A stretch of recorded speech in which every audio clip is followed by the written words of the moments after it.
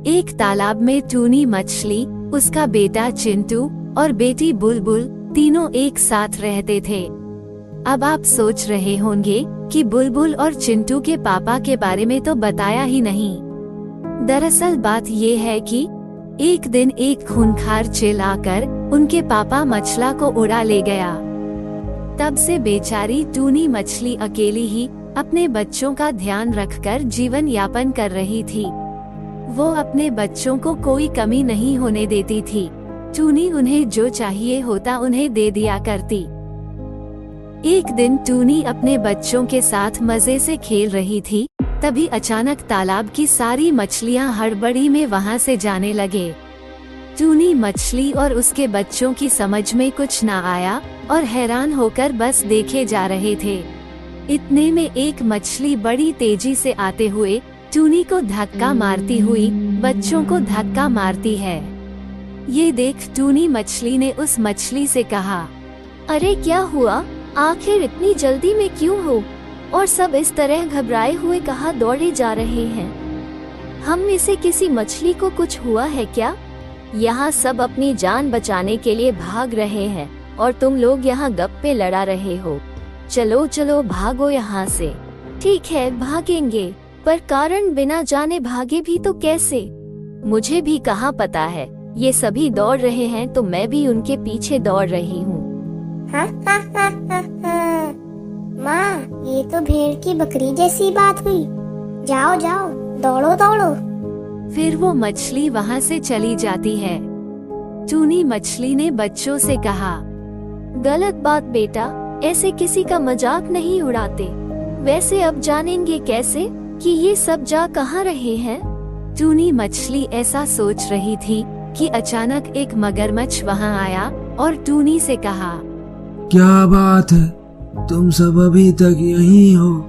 इस तालाब का पानी कुछ ही समय में सूखने वाला है। गर्मी का मौसम आने वाला है। सभी इसलिए तालाब को छोड़ दूसरे तालाब की ओर जा रहे हैं। तुम लोग यहीं रहे तो तालाब के सूखने पर मारे जाओगे। दादाजी, बुढ़ापा आ गया, फिर भी जीने की आस लिए हो। इस उम्र में भी जिंदा रहने के लिए दूसरा तालाब ढूंढ रहे हो और 100 साल जीने की इच्छा है क्या? ऐसे मुंहफट बदतमीज बच्चों के साथ तुम कैसे रह लेती हो, शैतान बच्चे। टूनी मछली ने अपने बच्चों को धमकाया। फिर मगरमच्छ वहाँ से चला गया। टूनी मछली को जब बात पता चली तो घबराकर उसने अपने बच्चों से चलने के लिए कहा। उस पर उसका बेटा चिंटू मछला ने कहा, जाना कहाँ है माँ? मैं नहीं जा रहा कहीं, यहीं रहूंगा।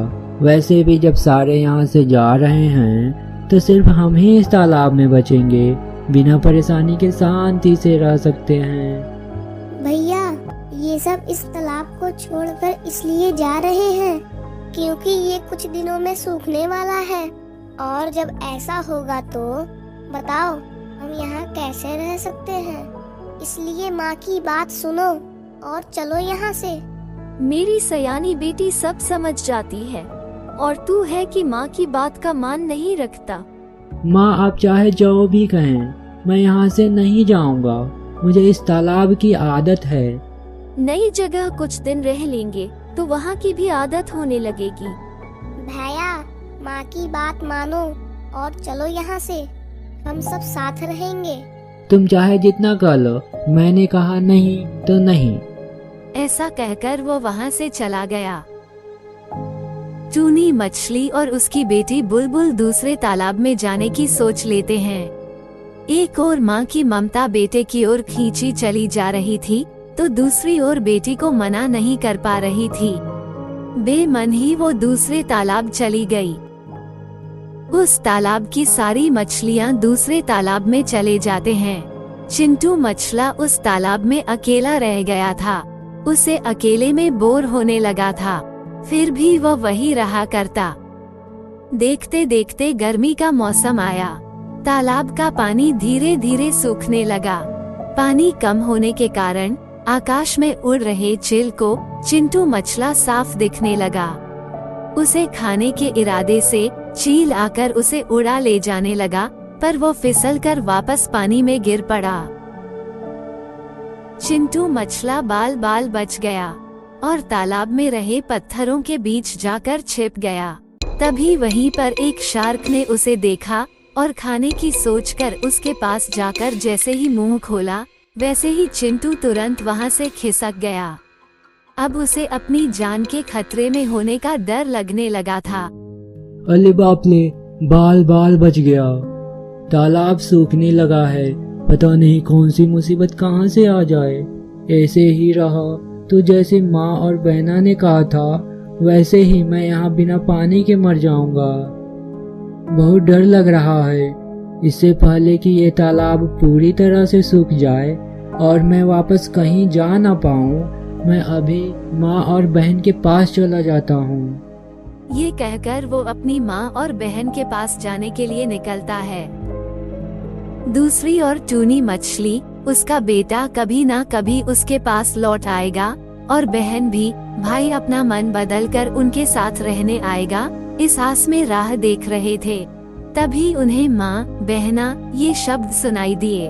टूनी मछली और बुलबुल मछली ने मुड़कर देखा तो वहाँ चिंटू मछला था। उसे देख टूनी मछली खुशी से गदगद हो गई। बुलबुल मछली अपने भाई से अटखेलियां करती हुई अपनी खुशी जता रही थी। मुझे माफ कर दो माँ, आपकी बात ना मानकर मैं हर समय खतरे से घिरा हुआ था। शायद इसीलिए कहते हैं कि जो माँ बाप की नहीं सुनते वो खुश नहीं रह पाते। अब से मैं आपकी हर बात मानूंगा और अपनी बहना के साथ खूब खेलूंगा। तो दोस्तों, आपको भी अपने माँ पापा की बात माननी चाहिए। दूर किसी समुद्र में एक मुन्ना ऑक्टोपस महाराजा था। वो बहुत अच्छा शासन करता था। उसके राज्य में सभी मछलियाँ उससे बहुत खुश थे। उस ऑक्टोपस की मंत्री शीला मछली थी। वो ऑक्टोपस महाराजा को बहुत अच्छी सलाह दिया करती थी। ऑक्टोपस महाराजा भी शीला मछली से बहुत खुश था, इसलिए वो किसी भी मामले में शीला मछली से सलाह करता था। उसी समुद्र में एक चतुर शार्क भी रहता था। वो भी महाराजा का खास मंत्री बनना चाहता था, लेकिन ऑक्टोपस महाराजा अच्छी तरह जानता था कि वो चतुर शार्क कितना चालाक है।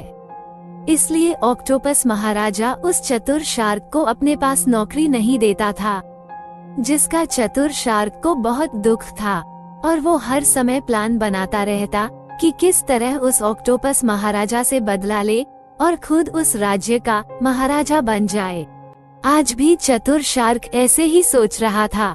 ये बड़ा मुंह वाला ऑक्टोपस महाराजा कितना बुरा दिखता है। मेरा तो मन करता है कि अभी तुरंत जाके मार दूं उसे।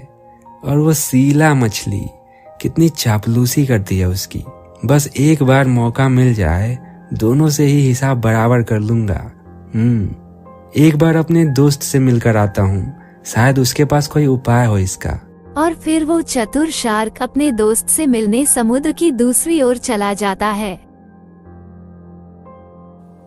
क्या हाल है मेरे यार, आज कैसे आना हुआ?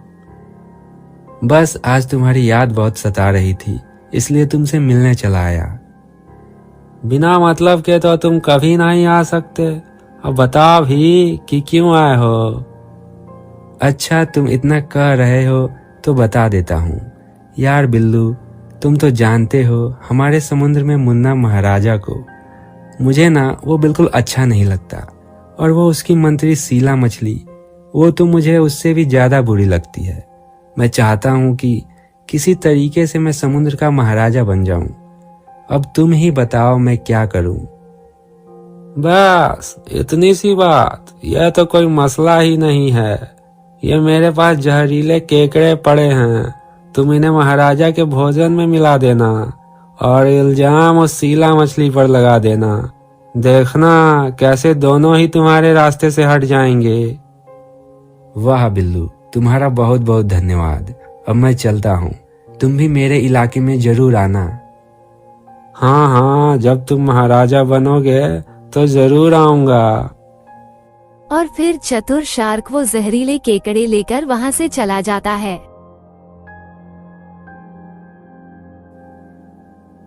वो शीला मछली तो हर समय महाराजा के सर पे सवार रहती है।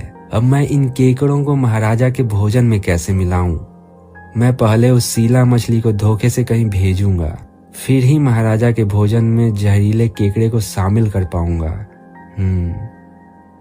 और फिर ऐसे ही रात हो जाती है। सुबह होते ही चतुर शार्क सीधा शीला के घर की तरफ जाता है। शीला, क्या कर रही हो? कुछ नहीं, बस महाराजा के पास जाने वाली थी। तुम सुनाओ, सब ठीक तो है ना? आज सुबह सुबह ही उठ गए? हाँ मछली, वो मैं तुम्हारी बहन का संदेश देने आया था। मैं कल समुद्र की दूसरी ओर गया था। तुम्हारी बहन मुझे रास्ते में मिली थी। वो मुझे कह रही थी शीला को मेरा संदेश दे देना, वो मुझसे आकर जल्दी मिल ले, मुझे उससे कोई जरूरी बात करनी है। शीला, मुझे तो तुम्हारी बहन की तबीयत कुछ ठीक नहीं लग रही थी। तुम जरूर आज चली जाना, बल्कि मैं तो कहता हूँ कि अभी इसी समय चली जाओ। मैं महाराजा को बता देता हूँ।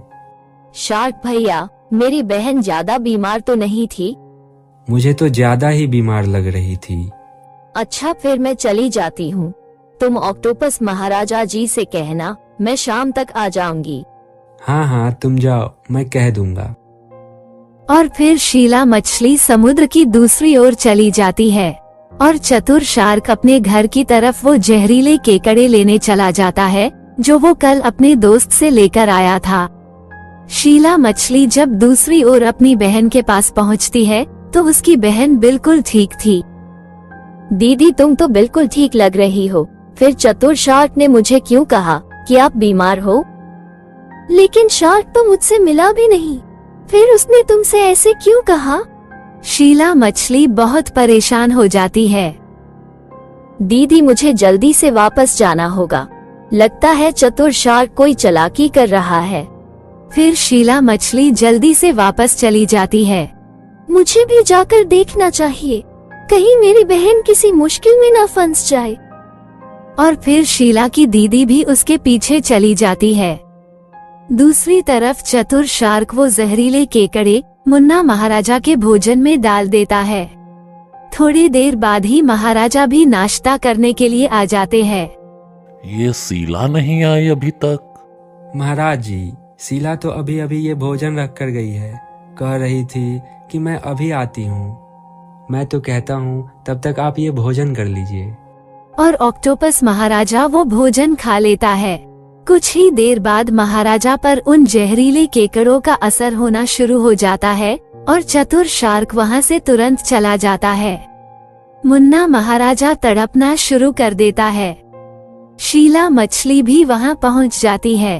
वो मुन्ना महाराजा को तड़पता देख बहुत परेशान हो जाती है।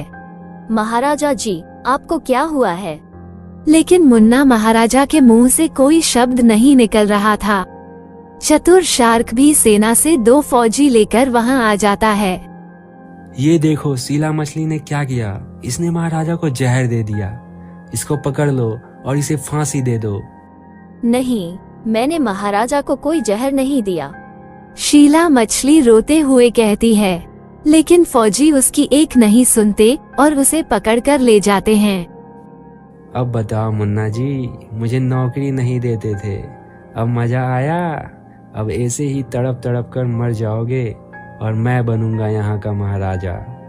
तुम्हें जहर मैंने ही दिया है और अब मैं जा रहा हूँ शीला मछली को फांसी देने। शीला मछली की दीदी दूर खड़े ये सब देख रही थी। वो जल्दी से उस समुद्र के डॉक्टर को लेकर आती है। उस डॉक्टर के पास इन जहरीले केकड़ों का असर खत्म करने वाली दवा मौजूद थी। वो जल्दी से मुन्ना महाराजा को वो दवा लगाता है। कुछ देर बाद उन जहरीले केकड़ों का असर खत्म हो जाता है और मुन्ना महाराजा बिल्कुल ठीक हो जाता है। मुझे जहर शार्क नहीं दिया था। जल्दी चलो फांसी देने वाली जगह पर। फिर वो सब जल्दी से वहाँ पहुँच जाते हैं। फौजी शीला मछली को फांसी देने ही वाले थे। चतुर शार्क वहीं पास खड़ा था और कह रहा था, जल्दी से फांसी दे दो इस मछली को। आज के बाद मैं तुम्हारा महाराजा हूँ। कौन है महाराजा? पकड़ो इस चतुर शार्क को, इसी ने मुझे जहर दिया था। महाराजा जी, शुक्र है आप बच गए। ये शार्क आपके शासन पर कब्जा करना चाहता है। मुझे सब पता चल गया है। सैनिकों, इस शार्क को तुरंत फांसी दे दो। नहीं नहीं, मुझे छोड़ दो। नहीं नहीं नहीं, मुझे छोड़ दो, मुझे छोड़ दो। और फिर सैनिक उस शार्क को फांसी दे देते हैं और चतुर शार्क को उसके चालाकी की सजा मिल जाती है। इसीलिए कहते हैं दोस्तों, जो गड्ढा हम दूसरों के लिए खोदते हैं, कभी कभी हम खुद ही उसमें गिर जाते हैं।